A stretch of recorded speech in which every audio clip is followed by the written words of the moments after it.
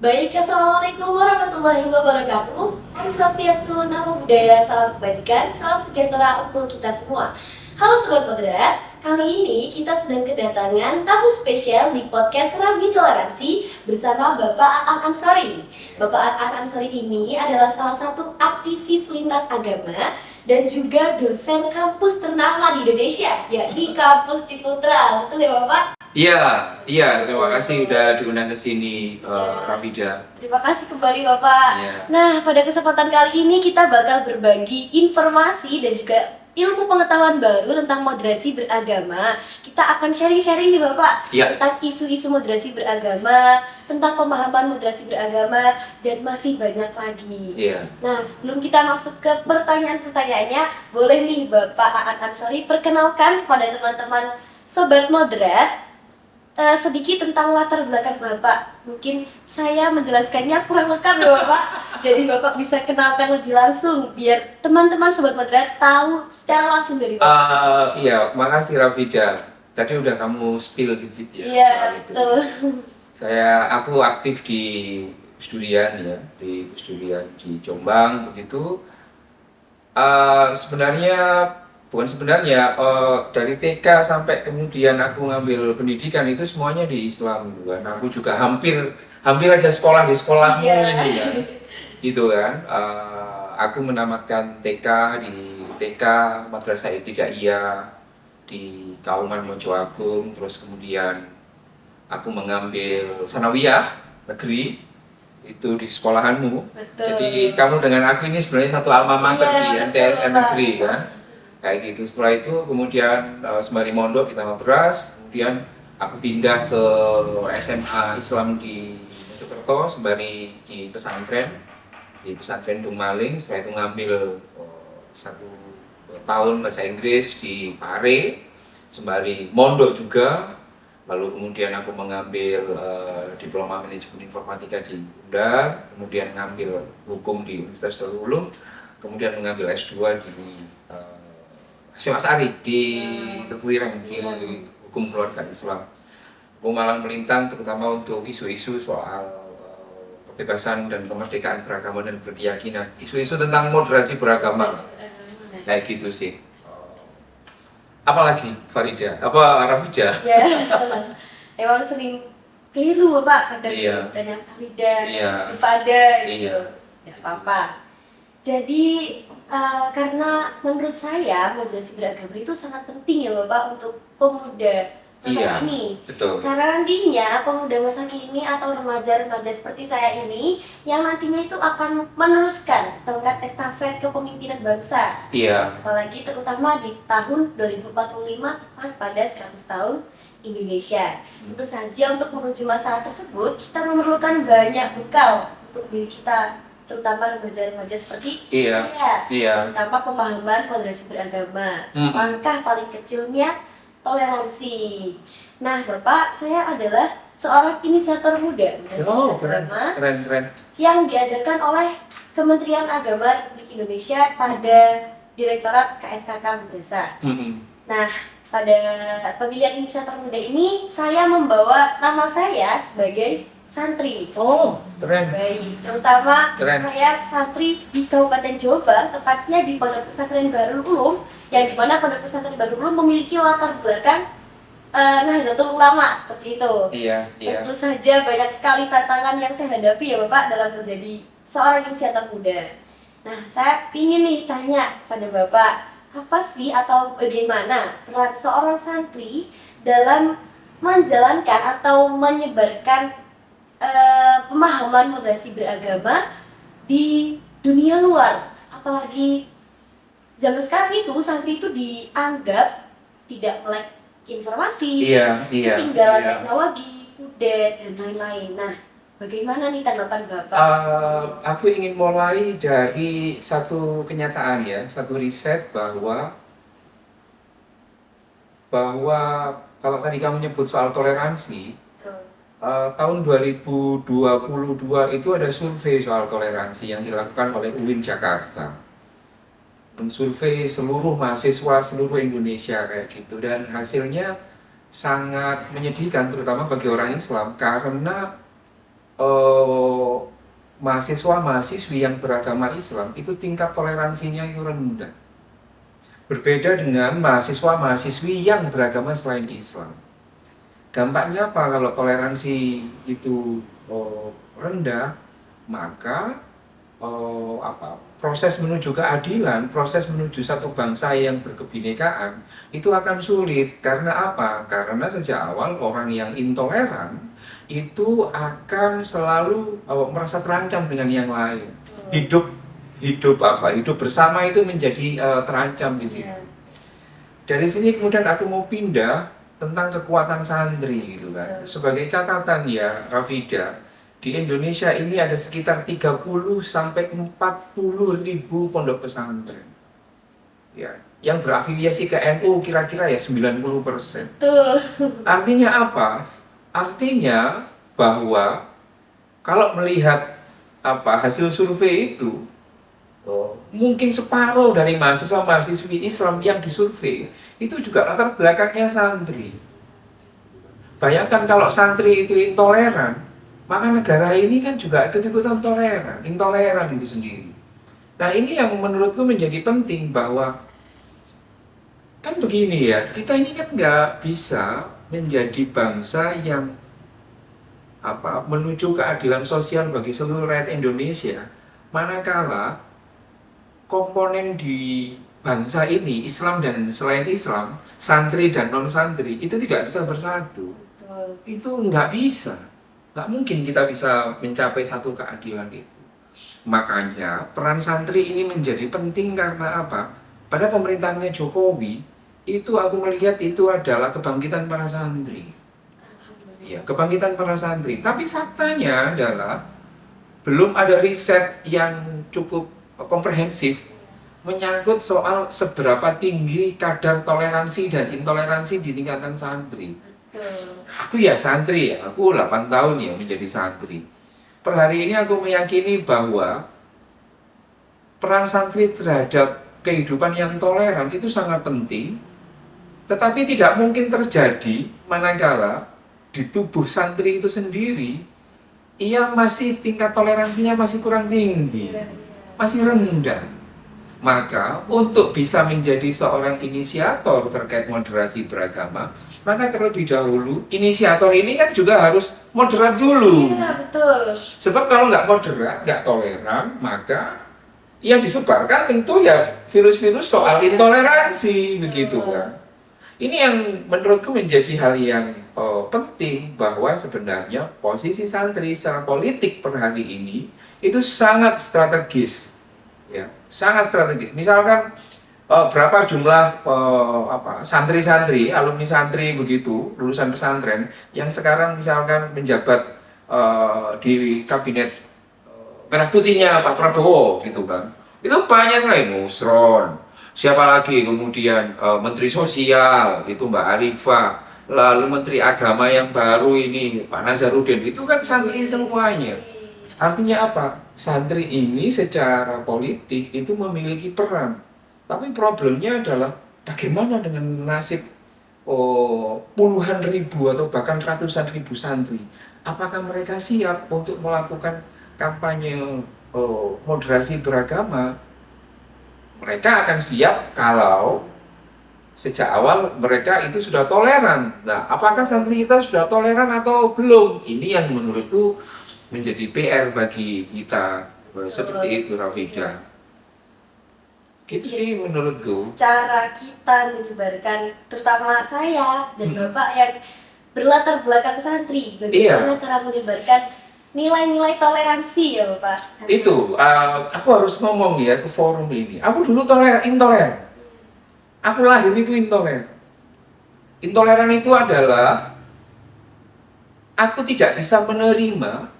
Ya, toleransi itu kan, definisi toleransi itu kan begini, Rafida. Kesediaan menerima pengalaman hidup, tradisi, lalu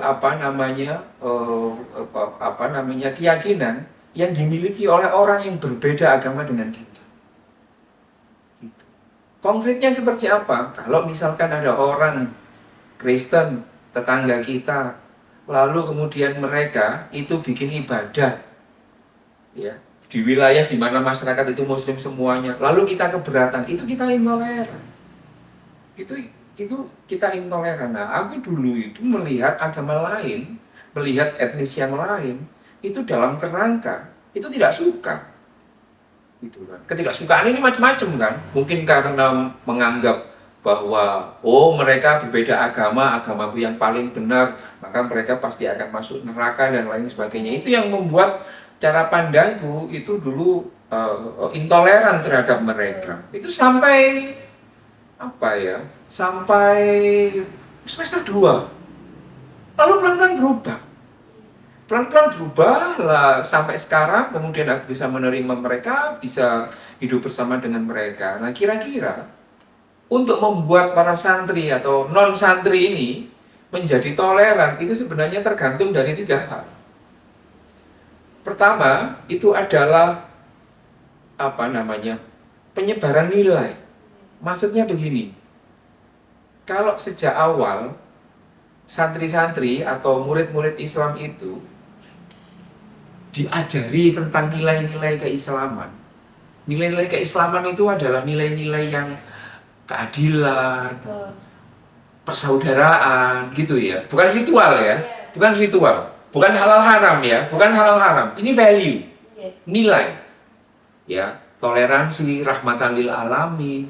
Jadi kalau sejak awal anak didik kita, orang-orang Islam itu dikenalkan selain sholat, puasa, zakat, itu dikenalkan bahwa sebagai orang Islam kamu harus rahmatan lil alamin, kamu harus toleran, kamu harus berbela rasa dengan seluruh manusia. Itu kalau terus dikasih vitamin itu nilai toleransinya akan tinggi. Nah kan di pendidikan Islam kita kan nilai itu kan tidak terlalu besar kan, tidak terlalu besar gitu kan. Itu yang pertama, instilling value. Aku menyebutnya sebagai instilling value, penyemaian value, penyemaian nilai itu. Yang kamu pahami tentang Islam itu apa? Kalau yang aku pahami tentang Islam itu kan 5 hal ya. Misalkan monoteistik, tauhid. Yang kedua itu kan al-adalah, keadilan. Yang ketiga itu ihsan, memperlakukan orang secara lebih baik. Yang keempat itu adalah al-karomah, menjaga harkat martabat manusia. Nah, yang kelima itu mawaddah warahmah, love and compassion. Jadi Islam itu value-nya itu yang 5 itu. Seperti itu. Nah, itu value ya. Yang kedua, vitamin yang kedua tadi kan aku ngomong 3 ya. Untuk membuat orang yang awalnya tidak moderat menjadi moderat, itu 3. Vitamin pertama itu instilling value. Yang kedua, Rafida itu adalah transferring knowledge. Transferring knowledge itu adalah pengetahuan tentang siapa, tentang apa, pengetahuan tentang kelompok atau identitas yang lain. Gitu. Misalkan kita kan kalau kita ini tidak belajar tentang kemuhammadiyahan, kita ini nggak mungkin bisa toleran kepada orang Muhammadiyah. Itu. Kalau kita itu tiap hari itu yang kita kaji itu fikihnya Syafi'i, maka terhadap orang-orang yang kelompok Hanafi, Hambali, Maliki, itu kita nggak akan bisa toleran. Karena apa? Kita tidak punya keilmuan soal itu. Begitu juga dengan soal kekristenan, Hindu, Buddha. Kalau kita tidak mempelajari mereka, transferring knowledge, itu. Nah, itu vitamin yang kedua. Bobot 2 vitamin ini cuma 25%. Ini yang ketiga berat ya Pak? Yang ketiga ini 50%. Ya. Aku menyebutnya sebagai encountering others. Ngembuli, apa ngembuli? Ngancani, berinteraksi, bergaul dengan orang-orang yang identitasnya nggak sama dengan kita. Kamu aja misalkan, kamu kan idean, kamu cek ya, following yang kamu follow, kamu cek itu jumlahnya, mana yang KTP-nya Islam, Sunni, mana yang non Islam dan Sunni, pasti Jombang. Iya betul. Pasti Jombang. Temanmu yang Kristen itu paling bisa dihitung dengan jari. Betul sekali. Itu mempengaruhi, Rafida. Itu mempengaruhi, circle itu mempengaruhi. Kalau circlemu itu hanya orang-orang orang-orang tambah beras saja, ya tahumu ya cuma itu saja.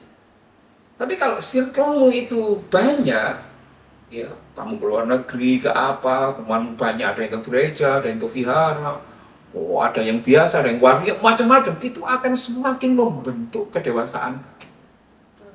Itu sebabnya encountering others, berani berjumpa dengan yang lain, itu poinnya gede sekali.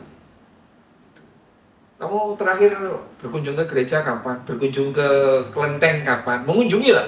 Kalau mengunjungi kelenteng itu bertahun lalu Bapak. Wah, bu pertama. Kalau gereja belum ya? Gereja udah lama ya kan? Udah lama ya? Dulu saya juga punya Bapak teman Kristen dan saya tuh sering ikut waktu mau jemput les itu saya ikut jemput sampai masuk SD? gereja. SD?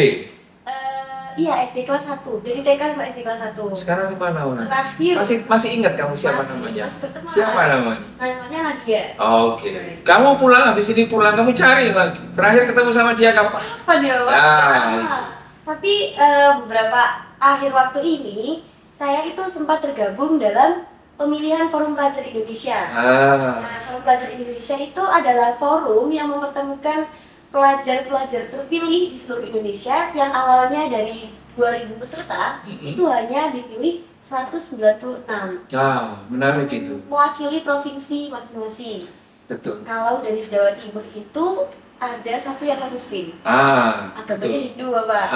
Betul. Nah, itu menjadi teman saya dari awal hari pertama sampai akhir. Itu menurutku itu menarik. Kenapa kamu merasa berbeda? Katakanlah menjadi inisiator muda itu karena menurutku secara psikologis kamu memiliki banyak sekali irisan dengan orang-orang yang memiliki identitas yang berbeda dengan kamu. Misalkan ya, dalam politik identitas ya. Kamu ini kan Jawa, ya kan? Ya. Jawa, santri, Islam, Sunni, Nahdiyin, kan begitu? Iya betul. Jadi ada lima identitas. Identitas saya. Kamu hanya bisa tingkat toleransimu itu tinggi manakala kamu melakukan yang aku sebut sebagai vitamin yang ketiga, itu encountering others. Encountering others itu apa? Nyarilah teman yang selain Islam, karena kamu punya Islam. Betul. Selain apa? Sunni. Carilah orang selain Sunni. Nyari selain Nahdiyin. Nyari selain identitas gendermu apa. Kayak gitu. Jadi menurutku itu menjadi salah satu kunci bahwa sebagai inisiator muda, kalau kamu ditanya bagaimana cara kamu mengajak anak-anak untuk bisa lebih moderat, maka gunakanlah pendekatan 3 vitamin itu tadi. Instilling value, jadi yang kamu kampanyekan ke banyak orang itu adalah Islam rahmatan lil alamin, yang 5 tadi itu. Yang kedua itu adalah transferring knowledge, kamu mendorong setiap orang itu untuk bisa memahami, ya, belajar tentang identitas kelompok yang lain, dan yang ketiga itu adalah encountering others itu. Itu sih menurutku kuncinya cuma di situ. Nah, pertanyaan saya yang kedua nih Bapak, ini masih berkesinambungan ya dengan jawaban Bapak tadi tentang toleransi. Jadi saya ada 2 contoh kasus atau cerita yang itu terjadi di hidup saya sendiri. Apa itu? Jadi yang pertama itu saya menemui anak kecil. Itu anak kelas 7 atau kelas 1 sanawiyah. Itu untuk mau berteman dengan temannya yang Muhammadiyah, itu tanya dulu ke orang tuanya, boleh nggak saya berteman? Dan teman saya, soalnya teman saya Muhammadiyah, sedangkan keluarganya itu berlatar belakang NU. Itu padahal anak kecil Bapak, transformasi dari anak SD ke sanawiyah kan anak remaja ya Bapak. Betul. Nah itu memegang kunci yang sangat penting kan untuk kita semua. Betul. Nah, yang kedua ini saya alami secara langsung ketika saya pulang dari Jakarta saat mengikuti Forum Pelajar Indonesia, karena rata-rata teman saya itu non Muslim, terutama yang Kak Sekar itu dari Jawa Timur, agamanya Hindu itu, saya ditanyain seperti ini sama teman pondok saya, kamu kan santri, dari sekian banyaknya peserta yang Muslim, yang non Muslim, kenapa kamu kok milih berteman sama yang non Muslim? Hindu seperti itu. Saya jawabnya karena saya kan bukan orang pintar ya Pak, Iya. jadi saya jawab semampu saya. Ya untuk apa berteman memandang agama? Iya. Teman saya yang berbeda agama tidak memberikan doktrin jelek kepada saya dan memberikan pengalaman yang baik untuk saya, kenapa tidak gitu? Itu menurutku itu menarik ya. Seringkali masyarakat kita itu memandang anggota komunitasnya itu sedang dalam bahaya, manakala anggota ini ternyata tidak bergaul dengan orang yang satu identitas. Ya betul, seperti yang saya alami. Iya, Pak. kayak gitu. Ya. Kenapa mereka berpikir seperti itu? Mungkin mereka ini itu karena rasa sayangnya. Jangan sampai kamu kapok iya. dan lain sebagainya.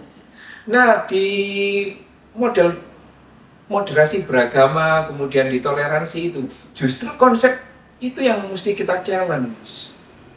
Jadi identitas kesantrianmu akan menjadi lebih kuat manakala dolenmu iki adoh. Iya, betul. Gitu. Kalau misalkan ada pertanyaan darimu, kenapa kok kamu milih Hindu dan yang lain nggak ke sama-sama santrinya? Bisa dijawab, loh, kan tiap hari kan aku udah ketemu sama santri Iya. dan lain sebagainya, dan tidak setiap hari aku ketemu dengan orang-orang kayak gini. Memperluas jaringan itu menjadi penting. Kamu harus ngerti ya, Dek ya. Kenapa aku suka figur seperti Yai Wahab itu? Yai Wahab itu berbeda dengan kiai-kiai yang lain. Pak. Ya, Yai Wahab itu adalah kiai yang level organisasinya itu level tinggi. Betul. Ya, aku tidak berusaha untuk membanding-bandingkan. Tapi aku baca sejarahnya Yai Wahab itu kan. Yai Wahab itu adalah dia itu termasuk salah satu circle-nya H.O.S. Cokro Aminoto di Peneleh sana. Ketika Sarekat Islam itu didirikan, Yai Wahab itu menjadi satu-satunya menurutku dari ketiga trio ini, Iya. trio NU itu. Iya, betul. Yai Wahab itu adalah satu-satunya kiai yang memiliki circle politik yang sangat luar biasa, yang tidak dimiliki oleh dua kawannya itu. Di grupnya, diskusinya Cokro Aminoto, waktu itu Soekarno masih anak muda, masih kayak kongkon-kongkonan, Oh iya. jemput teh dan lain sebagainya. Yai Wahab itu sudah nongkrong bersama dengan Cokro Aminoto, Semaun, PKI dan lain sebagainya. Itu sudah nongkrong di situ, diskusi soal. Bahkan Yai Wahab ketika beliau di Mekah begitu, dia juga mendirikan SI, Sarekat Islam di sana. Yang ingin aku katakan adalah santri tambak beras itu juga mesti harus membaca catatan penting dari Yai Wahab itu, di mana Yai Wahab itu temannya itu banyak, mulai dari pedagang, apalagi politisi, Soekarno dan lain sebagainya, termasuk yang PKI itu juga, karena circle awalnya adalah di rumahnya H.O.S. Cokro Aminoto. Kamu kenal Cokro Aminoto? Raja Jawa tanpa mahkota itu. Wow. Itu cikal bakal gerakan Islam pembebasan itu ya di Indonesia ya di H.O.S. Cokro Aminoto itu. Itu Soekarno masih imut-imut ya. Pak Karno itu masih imut-imut. Ya, Pak? Masih imut-imut. Jadi khotam lah. Iya. Kita ini jadi yang duduk diskusi di situ, halakoh begitu. Itu orang raksasa-raksasa semuanya. Nah, bagi saya, bagi Bude, format moderasi beragama itu ya menyangkut dengan siapa kita itu berteman, itu ya kita harus itba, menurutku ya sebagai santrinya Yai Wahab ya, kita harus itba pada apa yang pernah dilakukan oleh Yai Wahab itu sendiri gitu kan. Makanya dia menjadi sangat ahli ketika mau menahkodai NU itu sendiri kan, seperti itu. Jadi menurutku spirit itu tadi, orang tidak akan bisa jadi moderat kalau hidupnya hanya di satu circle. Makanya santri-santri ini, menurut aku santri ini kalau pengen dia jadi moderat, maka ya itu tadi, dia menggunakan 3 vitamin itu, terutama vitamin yang ketiga, nongkrong dengan yang lain gitu kan. Ya, encountering others itu kan. Jadi resahlah sedihlah manakala temanmu itu cuma satu identitas saja. Ya, jadi habis ini kamu kan idean, kamu cari teman-teman yang ini ya, yang selain dia, yang berbeda identitas, berbeda agama. Kamu cari berteman. Kamu stop pertemanan yang sama-sama Islam, sama-sama NU, udah stop dulu. Cukup banyak ya, Iya, Pak? supaya imbang lah. Oh. Kayak gitu. Jadi, dan yang kedua menurutku soal yang Muhammadiyah itu tadi juga aku melihat betapa pentingnya peran guru dan peran orang tua. Kayak gitu. Peran guru dan peran orang tua. Seimbang. Gen Z, seperti misalnya kalian, Iya. itu kan pikirannya terbuka. Rasa ingin tahunya besar. Iya. Kalau aku dulu itu kan gak ada internet. Jadi berteman ya cuma ini, tapi per hari ini kan orang pegang Instagram, pegang TikTok, Iya, betul. itu semua ketemu tanpa ada batas seperti itu. Nah itu yang kalau tidak disadari oleh sebagian dari orang tua, dan orang tuanya masih pikiran yang konservatif, oh jangan dekat-dekat dengan Muhammadiyah, nanti kamu jadi Muhammadiyah, jangan dekat-dekat. Ada kekhawatiran seperti itu. Yang menurutku kekhawatiran itu juga tidak sepenuhnya harus kita ikuti. Betul. Ini yang makanya aku selalu mendorong, ayo bertemu dengan banyak orang. Iya. Ya sebagai santri kamu harus confident, apalagi santrinya Mbah Wahab. Ya mesti harus confident. Nanti tak kasih tulisan tentang Mbah Wahab lah, supaya kamu yang ditulis oleh Allahu Akbar, Greg Fielding. Ya, ada satu Indonesianis ahli NU namanya Greg Fielding, dia orang Australia. Dia menulis tentang Yai Wahab itu dengan sangat luar biasa. Ya, peran Yai Wahab. Ini semakin menambah rasa bangga saya, Bapak. Ya iyalah. Seorang santri, apalagi santri Tababras yang Loh iya kan? kemarin itu baru soft launching, Bapak. 2 abad Pondok Pesantren Darul Ulum. Tepat sekali pada nanti tahun 2025, Pondok Pesantren Darul Ulum itu memasuki umur yang ketiga abadnya. Betul. Betul. Jadi ini menjadi bekal untuk santri, terutama santri Tababras ya, Bapak. Iya, santri Tababras itu harus inklusif. Betul. Inklusif itu menerima. Artinya iya koncone akeh. Iya duline atau mainnya itu jauh. Betul. Gitu. Iya yang selalu resah manakala ada teman yang kok cuma temannya itu aja gitu kan. Jadi yakini sebagai inisiator muda moderasi bahwa ada spiritnya Yai Wahab. Apalagi ini kan kita sama makamnya Almarhum Yai Wahab itu kan cuma 500 meter aja kan depan itu kan. Jadi yakini pada dirimu sendiri Rafida bahwa ketika kamu ngomong moderasi beragama, kamu ini sedang merawat cahaya, merawat obor inklusivitas yang dulu itu dinyalakan oleh Yai Wahab itu melalui syarikat Islam. Dia nggak diajar tentang sejarah Yai Wahab soal syarikat Islam, harusnya diajari.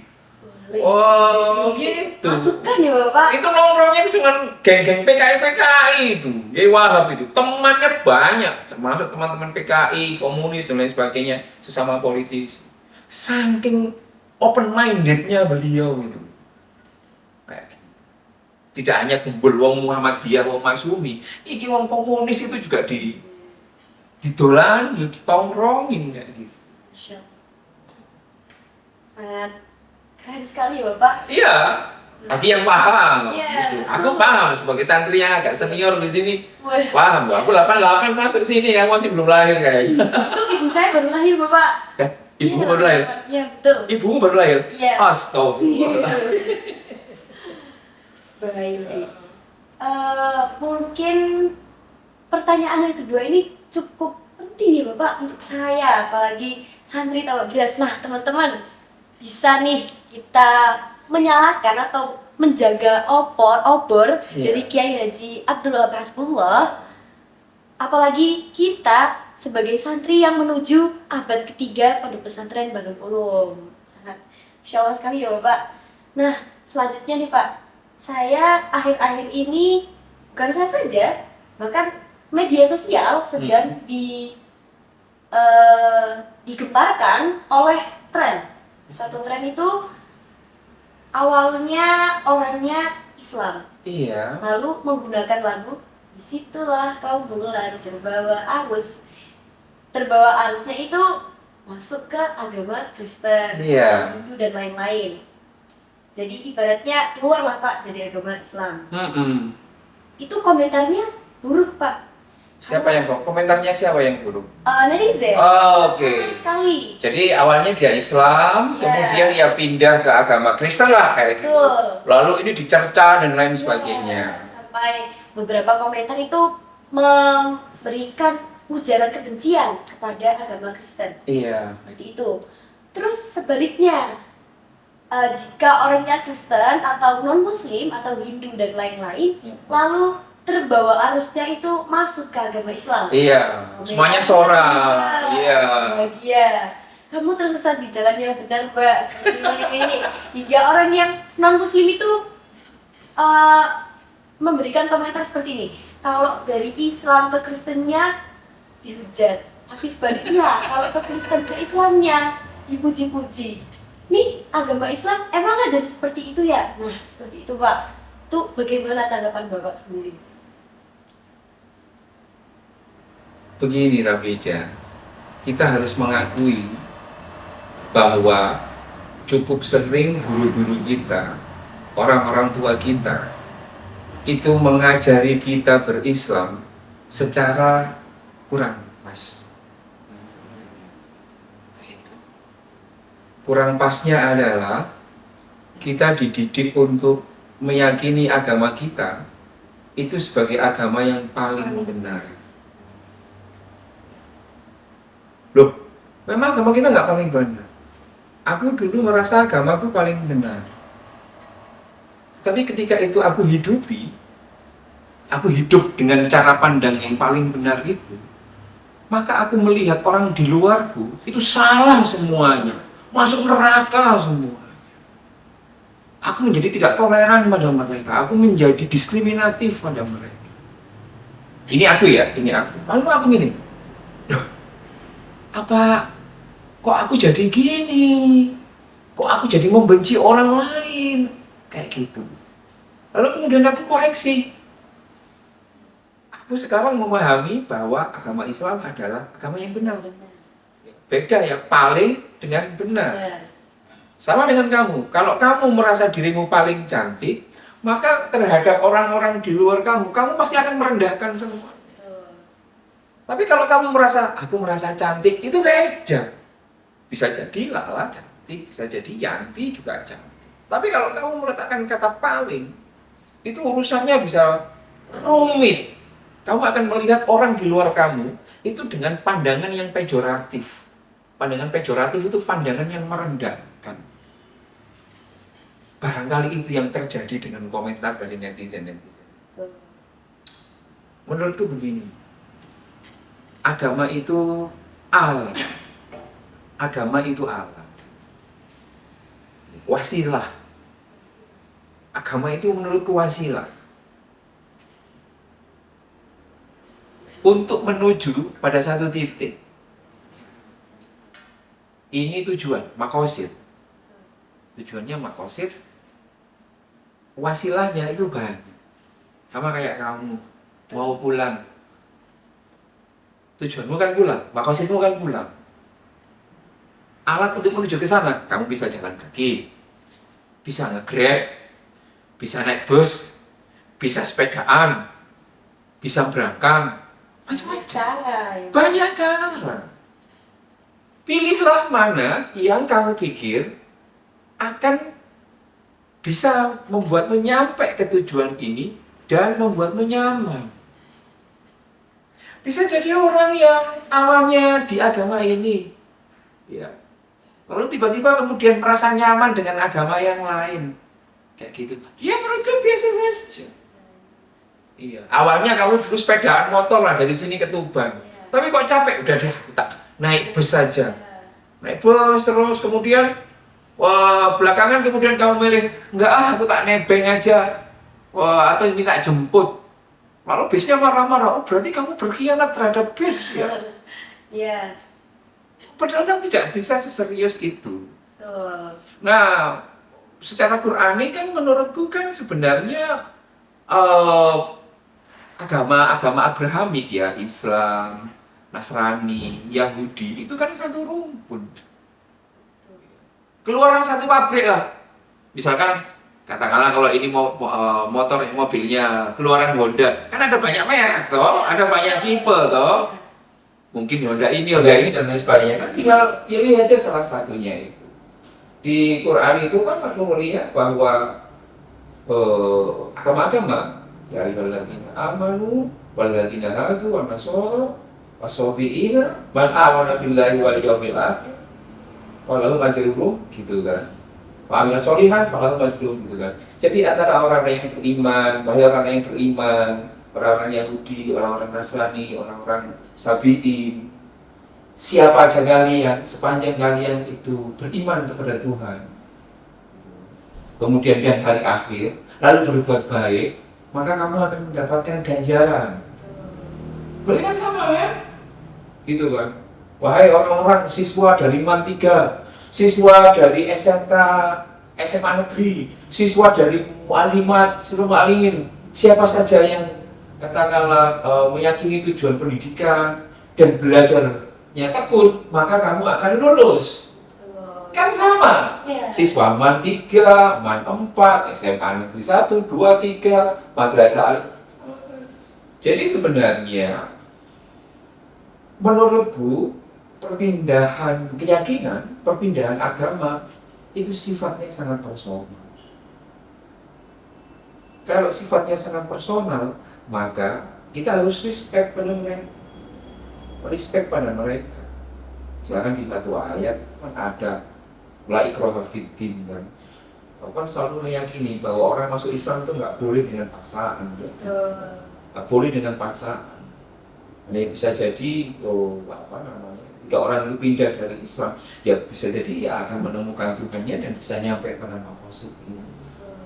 Jadi yang bisa aku lakukan terhadap pilihan ya, pilihan orang itu untuk pindah beragama, itu aku selalu mendorong mereka untuk mendapatkan yang terbaik. Mendapatkan yang terbaik. Jadi kita respect terhadap pilihan mereka. Itu sikap moderat yang oke, gitu. Semoga kamu bisa menjadi insan yang lebih baik, begitu kan? Apapun agamanya. Termasuk ketika teman kita Islam tiba-tiba yang memilih untuk menjadi Hindu, Buddha, Kristen, ya kita bergembira karena ia telah menemukan Tuhannya melalui jalur itu. Termasuk juga ada orang yang awalnya agama selain Islam, terus kemudian dia pindah ke Islam gitu kan, ya kita juga senang. Iya, senang, sama-sama senang ya. Betul. Ya sudah, selamat datang di agamaku, semoga kamu nyaman gitu. Bisa jadi nanti dia nyaman 1 tahun, terus ketika melihat orang-orang Islam prakteknya ternyata intoleran, wah kok kayak gini agamanya, aku tak pindah lagi. Bisa jadi kayak gitu. Jadi saya teringat apa yang dikatakan oleh Najwa Shihab ya Bapak. Apa itu? Untuk mencapai angka 10 itu tidak harus dengan angka 5 tambah 5. Iya. Bisa jadi 8 tambah 2, 6 tambah 4, dan lain-lain. Masih banyak cara yang lain, tergantung bagaimana kenyamanan kita berada pada cara tersebut. Iya, itu menjadi penting. Itu tadi, agama itu adalah wasilah. Sama kayak kendaraan. Makosidnya apa? Kalau kita kan makosidnya kan wa ma arsalnaka illa rahmatan lil alamin, Muhammad tidak utus engkau kecuali kamu akan menjadi rahmat bagi alam. Fokusnya, makosidnya itu adalah rahmatan lil alam, rahmatan lil alamin, keadilan sosial bagi seluruh rakyat Indonesia. Caranya seperti apa? Macam-macam. Itu macam-macam. Jadi cara beragama yang substantif itu menurut, kalau aku sih meyakini bahwa untuk mencapai situ aku menggunakan jalur Islam, gitu kan, Islam yang aku pahami. Tapi kan tidak bisa aku memaksa orang lain untuk nyaman dengan sebagaimana pilihanku itu sendiri. Ngomong-ngomong tentang identitas kita, Pak, ini nyambung dengan isu pilkada ya Pak. Oh iya. Ya, politik identitas. Kadang nih ada yang seperti ini, orang NU nyoblosnya harus ini, orang Islam nyoblosnya harus ini. Nah itu bagaimana tanggapan Bapak mengenai isu-isu politik identitas yang sedang marak di Indonesia. Indonesia terutama pada masa-masa pilkada seperti ini nih Bapak. Nah, Secara umum itu kan kita menolak politik identitas. betul. Politik identitas itu kan sederhananya kan adalah mobilisasi suara publik berdasarkan identitas tertentu, bukan berdasarkan kemampuan dan kapasitas.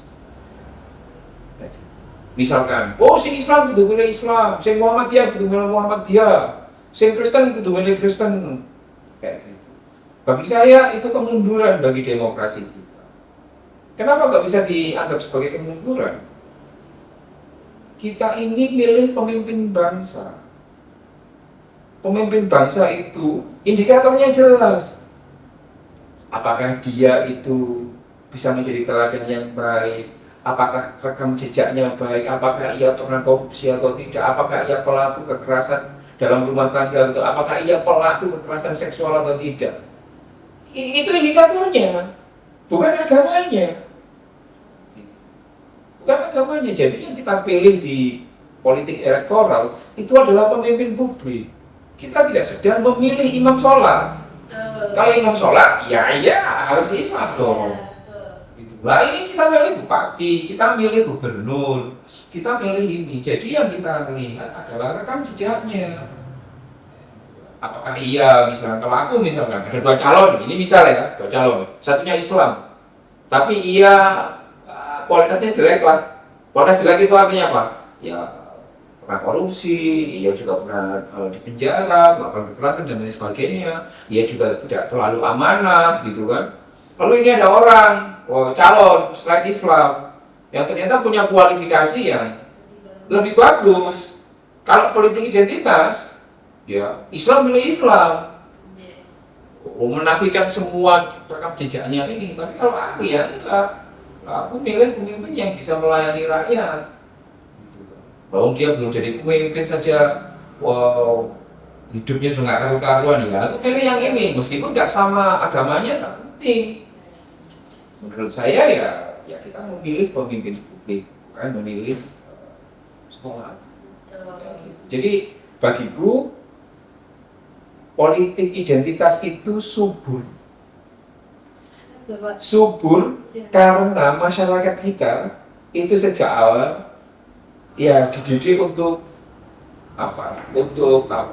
menyukai politik identitas itu sendiri. Nah supaya mereka itu lebih melek, maka mereka butuh 3 vitamin yang tadi aku sampaikan, instilling value, kemudian transferring knowledge, sama encountering others.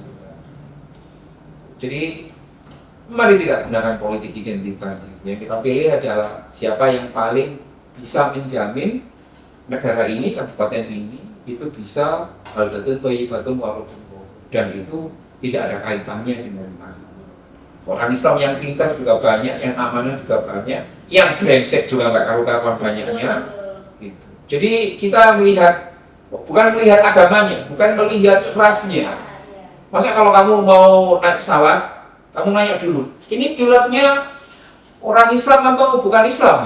Oh, orang Islam, sebentar, Islamnya Sunni atau bukan Sunni? Islamnya Sunni. Gitu. Sunninya Nahdiyin atau non-Nahdiyin? Oh, Nahdiyin. Kamu naik belum? Nahdiinnya ini P3 atau PKB atau yang lain? Rumit akhirnya. Betul sekali. Jadi yang dilihat apakah dia punya lisensi untuk terbang atau tidak. Tidak boleh memandang orang berdasarkan identitasnya. Tapi melalui rekam jejaknya. Iya, seperti itu. Ini pesan untuk Gen Z dan teman-teman pemuda atau masyarakat yang nantinya akan menjalani atau mengikuti pemilihan pilkada serentak tahun 2024. Isu politik identitas dan pesan dari Bapak Ansari ini bisa menjadi bekal yang sangat penting untuk kita semua nih teman-teman. Alhamdulillah kita mendapatkan banyak sekali ilmu dan pengetahuan baru dari Bapak Aan Anshori, terutama 3 vitamin penting untuk menuju Indonesia yang lebih sadar akan moderasi beragama. Iya. Yang pertama yaitu instilling value atau penyebaran nilai-nilai toleransi dan rahmatan lil alamin yang dilakukan sejak dini ya Pak. Iya, Betul iya. sekali. Yang kedua adalah transferring knowledge atau memberikan pemahaman atau pengetahuan kepada kelompok yang lain. Iya. Dan yang ketiga, vitamin yang paling penting yaitu encountering others. Iya. Atau berinteraksi dengan Orang-orang orang-orang yang berbeda. beda identitas. Betul, seperti itu Bapak. Nah ini untuk perjalanan aksi saya nih Bapak. Iya. Apakah ada saran dari Bapak untuk aksi saya, terutama saya yang membawa nama santri? Menurutku tentu banyak ya, tentu banyak. Apa yang akan kamu lakukan itu menurutku juga akan sangat dipengaruhi oleh 3 vitamin itu tadi. Tapi kalau pakai teorinya di Pak Chopra ya, di Pak Chopra itu kan salah satu filosof di Amerika. Dia bilang kalau kamu mau melakukan perubahan itu skemanya 3. Believe in something, take action, share to the world. Gitu. Apa yang kamu yakini, ya. Kamu meyakini apa? Kamu meyakini misalkan moderasi beragama itu penting dan lain sebagainya. Sebagai santri itu harus rahmatan lil alamin, itu yang kamu yakini. Maka yang kedua, take action. Take action itu apa? Ya kamu bisa menyebarkan itu. Betul. Ya kamu bisa datang ke banyak tempat untuk menyampaikan gagasan, memberikan teladan. Dan yang nomor 3 itu share to the world. Bikin video pendek atas apa yang kamu lakukan, atas yang kamu teladankan. Secara konkret begini menurutku, aku menyarankan kamu itu untuk sembari memberi teladan itu juga kamu juga berinteraksi dengan orang-orang yang berbeda gitu. Misalkan begini ya, aku membayangkan kamu nanti bersama teman-temanmu, 2-3 temanmu itu live in, hidup 2 malam aja di komunitas Kristen. Ya, nanti kalau kamu mau nanti aku bisa fasilitasi itu kan. Ya, banyak pendeta kan. Kamu hidup aja di situ 2 hari. Berinteraksi dengan mereka, mengetahui dan lain sebagainya, mencatat apa ya hal baiknya dan lain sebagainya, catatan penting. 2 hari begitu. Kamu videokan hidupmu seperti apa dan lain sebagainya. Yang nomor 2 itu juga kamu hidup bersama dengan orang-orang Tionghoa di Kelenteng. Kalau kamu mau, kamu nanti bisa aku rekomendasi untuk tinggal di Kelenteng yang menurutku sangat instagramable di Gudo sana. Kamu bisa hidup selama di sana. Ya 2 hari lah. Gitu. Nanti aku akan kirim surat ke kiaimu, minta izin dan lain sebagainya. Kamu hidup di sana, kamu ikuti ritme di sana, gitu kan. Kalau mereka melakukan kegiatan bersih-bersih desa atau apa, kamu ikut, pokoknya ikut ya. Ketika mereka itu sholat, sembahyang, kamu juga hadir melihat, oh sholatnya kayak gini. Apa yang menarik dan lain sebagainya. Nah, proses selama 2 hari itu di tiap-tiap itu pasti akan membentuk the new Ravida, the more liberated Ravida, the more inclusiveness of Ravida. Nah, di titik itu kemudian kamu juga memproduksi video pengalaman ini, kamu bisa nge-vlog, bisa apa. Dan pasti kamu bisa, karena menurutku ya kamu kan santrinya Yai Wahab kan. DNA-nya santrinya Yai Wahab itu inklusif. Jadi kalau ada santrinya Yai Wahab yang gak inklusif itu, mungkin dia gak pernah baca tulisannya Greg Ville terkait dengan inclusivity dari Wahab. Itu sih saranku yang menurutku konkret sih. Nah, setelah kamu hidup dari mereka, kamu nanti ketika menjadi narasumber, menjadi apa, kamu cerita soal pengalaman itu, dan itu genuine, gitu. Nggak pakai ChatGPT, gitu. Nggak pakai ChatGPT, kamu itu real karena kamu mengalami.